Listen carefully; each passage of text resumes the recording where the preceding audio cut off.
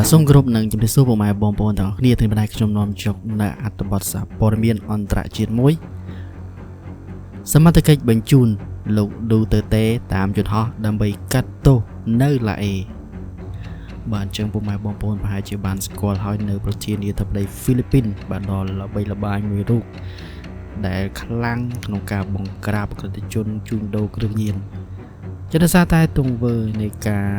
បង្ក្រាបក៏ដូចជាដាក់ទោសរបស់គាត់ធ្ងន់ធ្ងរពេកឥឡូវនេះគាត់ត្រូវបានតុលាការក្រុងឡាអេបាទ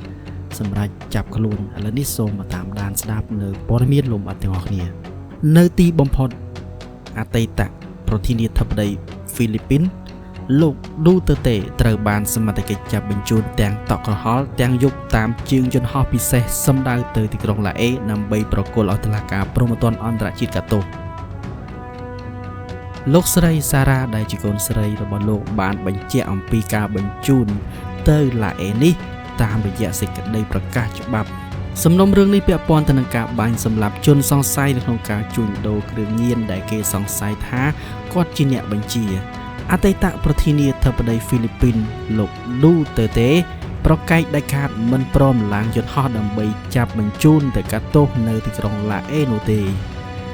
គាត់ត្រូវបានសមត្ថកិច្ចចាប់ខ្លួនភ្លាមៗតែម្ដងបន្ទាប់អំពីវិលត្រឡប់ពីទីក្រុងហុងកុងកាលពីព្រឹកមិញកាលអំពីមុននោះលោកបានបញ្ជាក់ថាលោកមិនជំទាស់ទៅនឹងការចាប់ខ្លួនទេលោកគ្រាន់តែដាក់សំណួរសួរថាតើលោកបានធ្វើអ្វីខុសលោកឌូទ័រតេលើកហេតុផលថាស្ថាប័នបរទេសគ្មានដែនសមត្ថកិច្ចទៅលើប្រទេសហ្វីលីពីនតទៅទៀតទេលោកថ្លែងប្រាប់សមត្ថកិច្ចនៅប្រលានយន្តហោះវីឡាម៉ូថាលោកអាចទទួលការកាត់ទោសនៅក្នុងតុលាការហ្វីលីពីនតែប៉ុណ្ណោះលោកថ្លែងថាតុលាការព្រហ្មទណ្ឌអន្តរជាតិគ្មានសិទ្ធិធ្វើរឿងនេះទេហ្វីលីពីន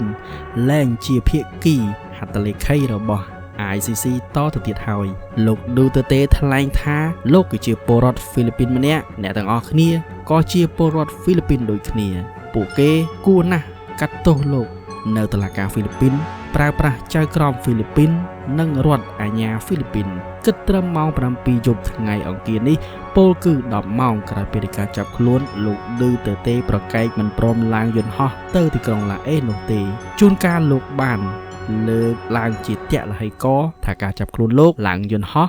មិនដឹងទៅណានៃបែបនេះមិនខុសអ្វីពីការចាប់ជំរិតនោះឡើយលោកថ្លែងដូច្នេះបន្ទាប់អំពីសមត្ថកិច្ចមិនព្រមប្រាប់ថានឹងដឹកលោកទៅទីកន្លែងណាពិតប្រាកដទេលោកថា